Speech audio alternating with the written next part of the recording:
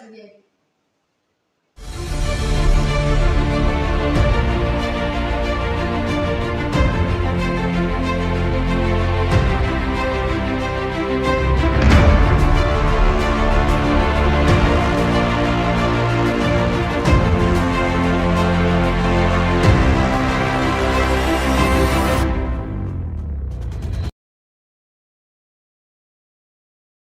Dalam data statistik menunjukkan bahwa 8 dari 10 perempuan di Indonesia pernah mengalami kekerasan seksual di ruang publik.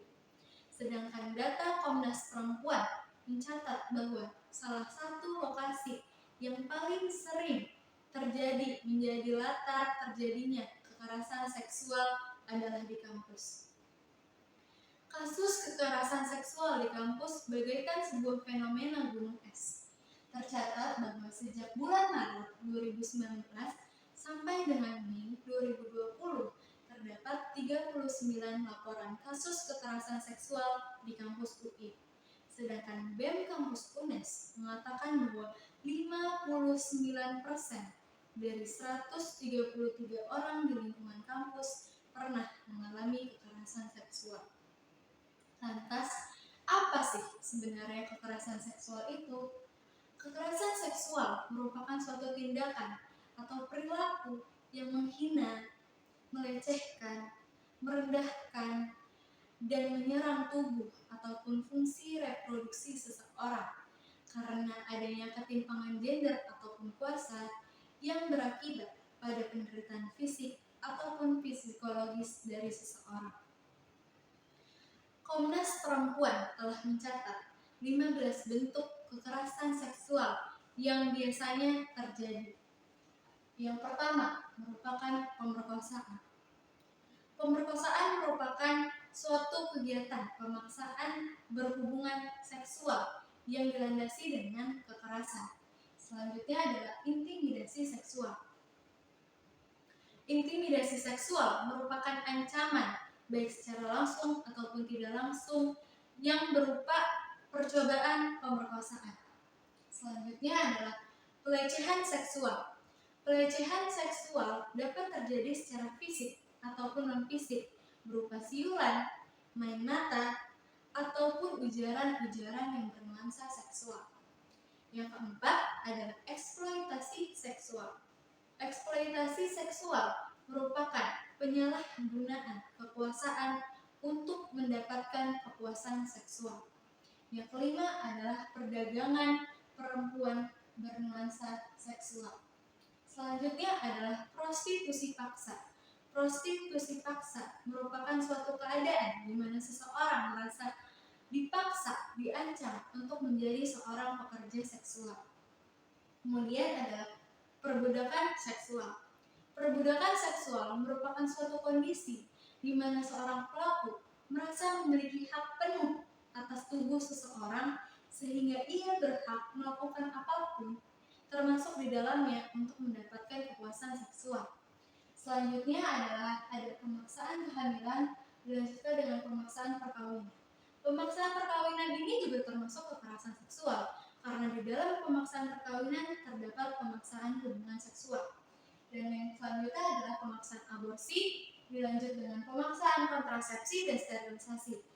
Pemaksaan kontrasepsi dan sterilisasi termasuk kekerasan seksual apabila dalam penggunaan alatnya perempuan tidak memiliki hak penuh untuk memberikan suaranya apakah mengiyakan ataupun tidak.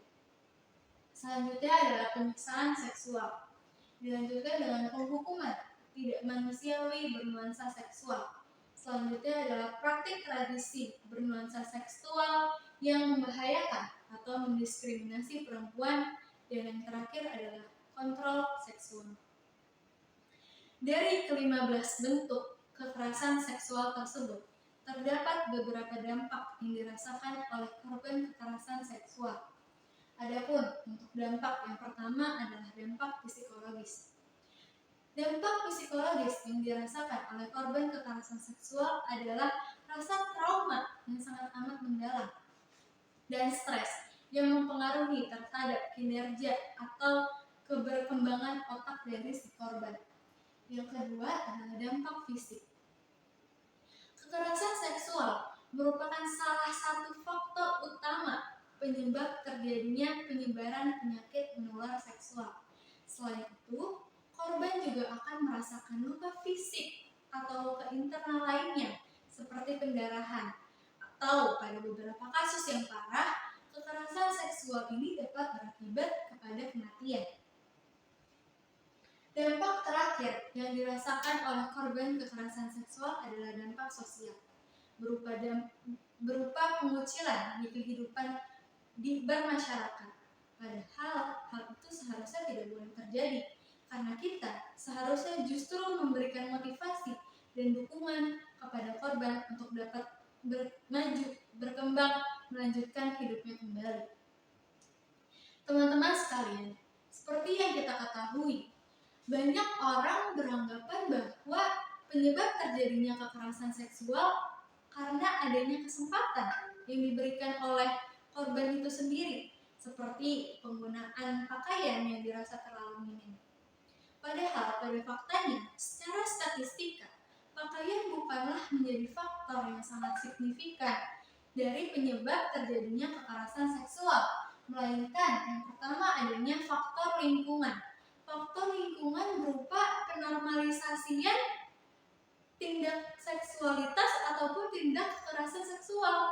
Yang kedua adalah faktor pola asuh dan interaksi dalam keluarga, seperti adanya tindak kekerasan dalam berumah tangga, dan yang terakhir adalah faktor dari individu itu sendiri. Oleh karena itu, hentikanlah pembicaraan tentang kekerasan seksual yang menghakimi dari sisi korbannya saja, karena pada faktanya 91% dari kita tidak mengetahui apa yang seharusnya kita lakukan atau apa yang seharusnya kita lakukan bila kita menjadi korban ataupun orang-orang di sekitar kita yang menjadi korban. Lantas, apa sih sebenarnya yang perlu kita lakukan? Terdapat metode yang bernama 5D yang dapat kita lakukan apabila kita menjadi korban ataupun kita melihat orang-orang di sekitar kita menjadi korban dari kekerasan seksual. Yang pertama adalah ditegur. Kita dapat menegurnya secara langsung si pelaku dengan memastikan terlebih dahulu apakah kondisi saat kita menegur itu dalam kondisi yang aman atau tidak, sehingga tidak membahayakan kita nantinya. Ataupun dengan memastikan terlebih dahulu apakah dengan kita menegur itu malah memperkeruh suasana ataupun tidak. Selanjutnya adalah dengan mengalihkannya. Kita dapat mengalihkan fokus dari si pelaku ataupun korban dengan melakukan beberapa cara, seperti misal nanya, "Mbak, ini jam berapa ya?" Tuh. Terus yang ketiga adalah dengan melaporkannya ke pihak yang berwajib ataupun satpam di sekitar. Yang keempat adalah dengan menenangkannya, dan yang terakhir dengan merekamnya. Perekaman ini bertujuan apabila si korban ingin melaporkan ke pihak yang berwajib, ia memiliki data konkret dan kuat untuk melaporkan pelaku tersebut. Pemerintah juga telah mengatur mengenai pencegahan dan penanganan kekerasan seksual di lingkungan kampus melalui Permendikbud nomor 30 tahun 2021 melalui 4 langkah yang utama. Yang pertama adalah pendampingan yang diberikan kepada korban melalui kegiatan konseling ataupun advokasi. Yang kedua adalah perlindungan yang diberikan kepada korban. Dan yang ketiga adalah pemberian sanksi administratif baik ringan, sedang ataupun berat kepada pelaku. Dan yang terakhir adalah pemulihan berupa terapi fisik ataupun psikologis bagi korbannya. Dari relasi kuasa yang timpang, keberadaan kasus kekerasan seksual di lingkungan kampus seringkali menunjukkan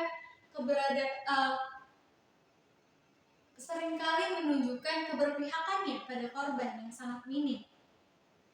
Oleh karena itu, mari kita bersama-sama mengurangi kasus kekerasan seksual di lingkungan kampus melalui metode-metode tersebut. Semoga apa yang saya sampaikan dapat bermanfaat bagi banyak orang. Sekian dari saya, terima kasih.